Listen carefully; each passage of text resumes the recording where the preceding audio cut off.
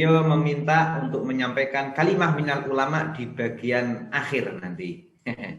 Baik, untuk yang berikutnya, yang kedua akan disampaikan oleh belum Abah Mono. Abah Mono. Assalamualaikum Abah Mono. Waalaikumsalam warahmatullahi.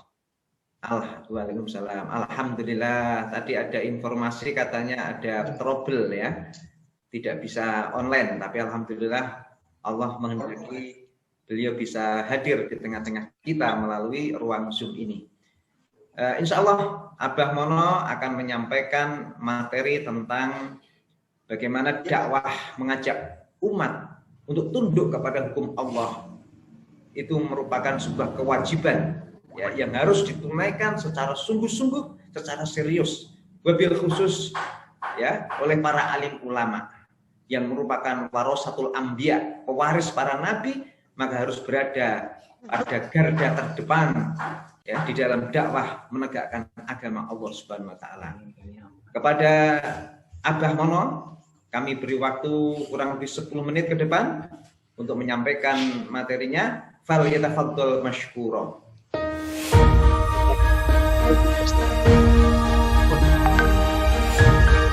Assalamualaikum warahmatullahi wabarakatuh.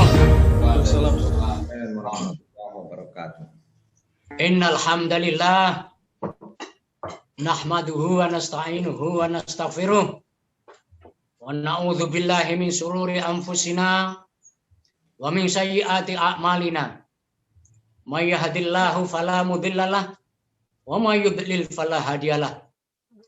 Asyhadu an la ilaha illallah wahdahu la syarikalah wa asyhadu anna Muhammadan abduhu wa rasuluh. Allahumma sholli ala Muhammad wa ali Muhammad kama shallaita ala Ibrahim wa ali Ibrahim wa barik ala Muhammad wa ali Muhammad kama barakta ala ali Ibrahim fil alamina innaka Hamidum Majid. Ma'asyiral muslimin rahimakumullah.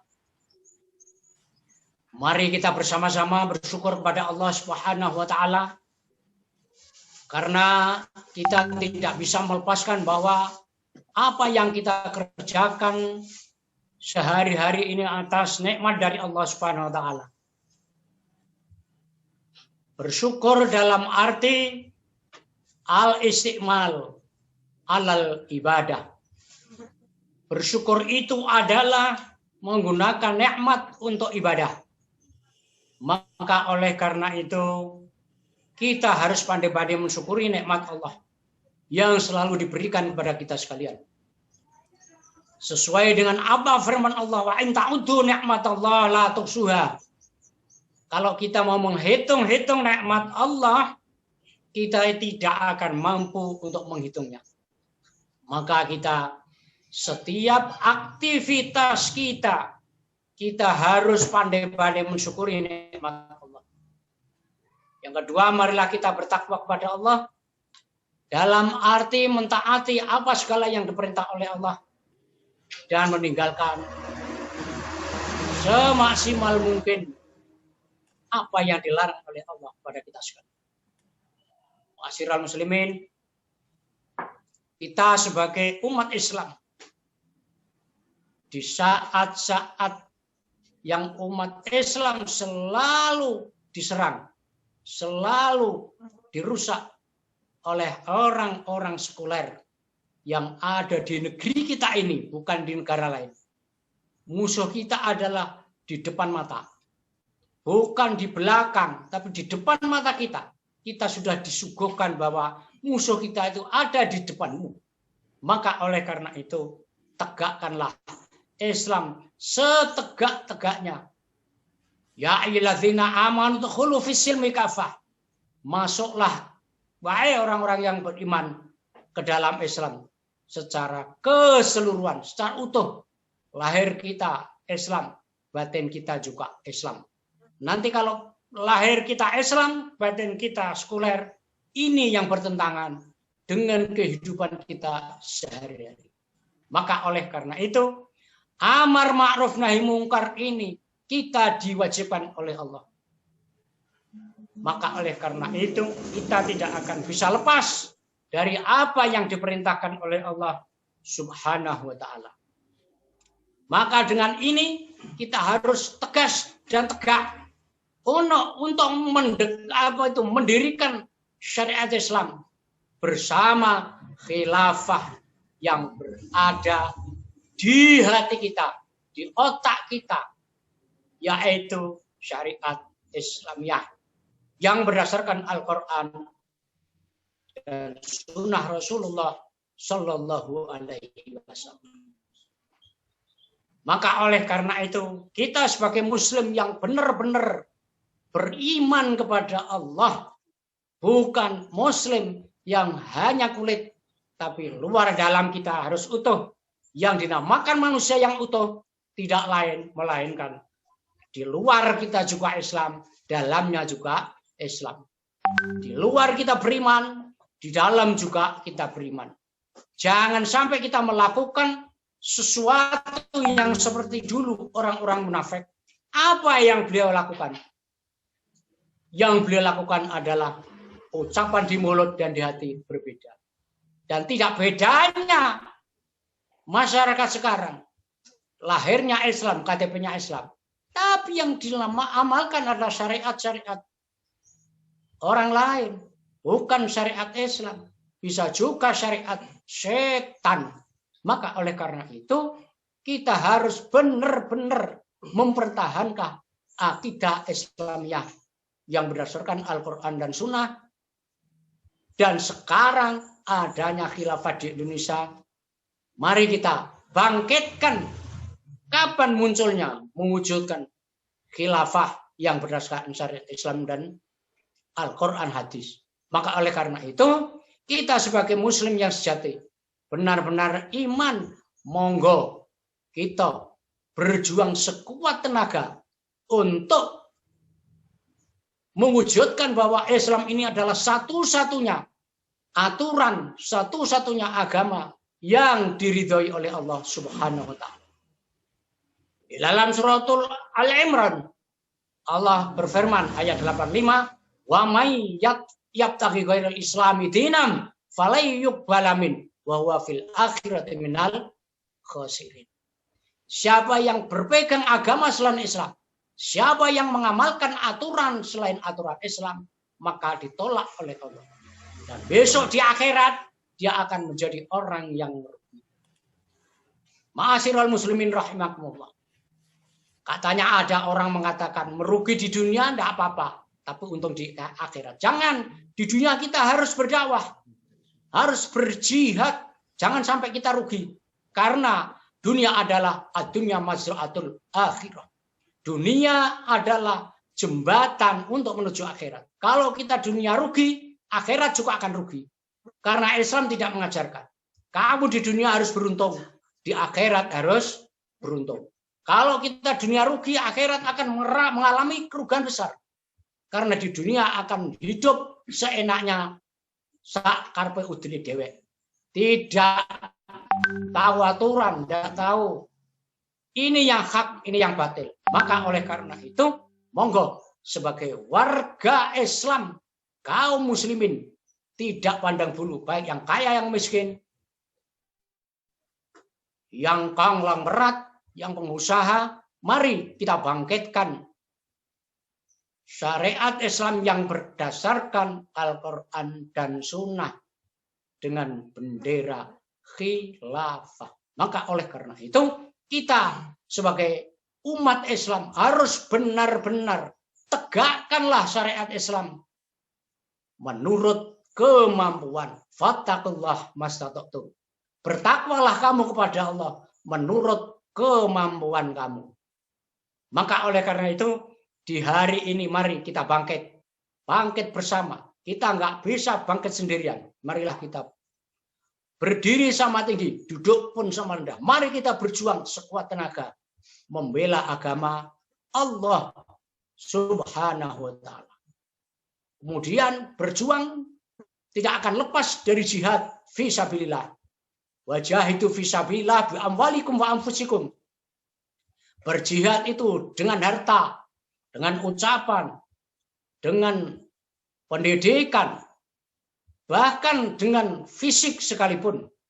Karena ampun dikatakan jiwa bisa, dikatakan itu tenaga juga boleh. Maka dengan hal inilah kita akan mampu mendirikan syariat Islam, mendirikan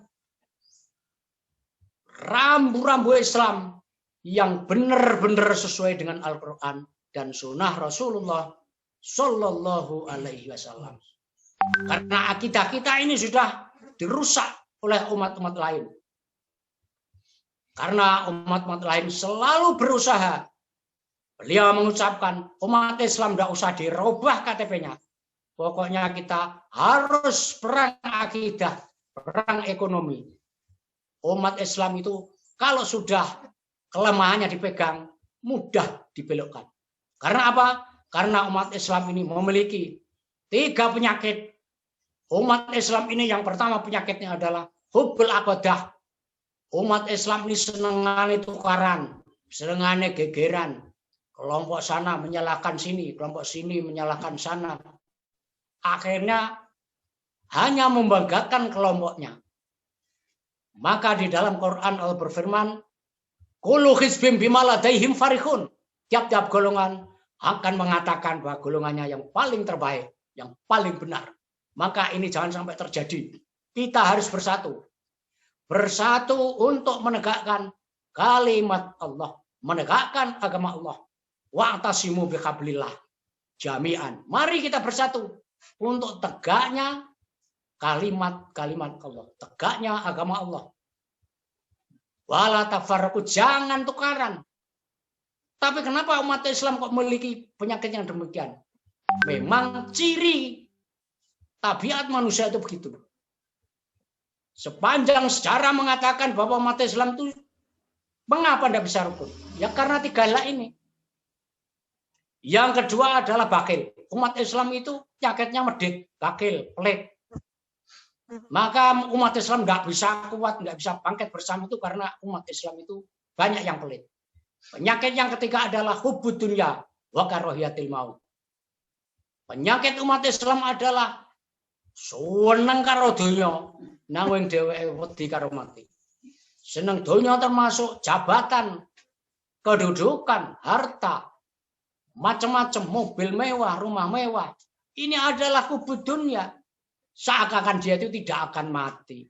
Padahal pada akhirnya dia juga mati. Nah, inilah 3 butir yang menjadi penyakit umat Islam tidak bisa kuat.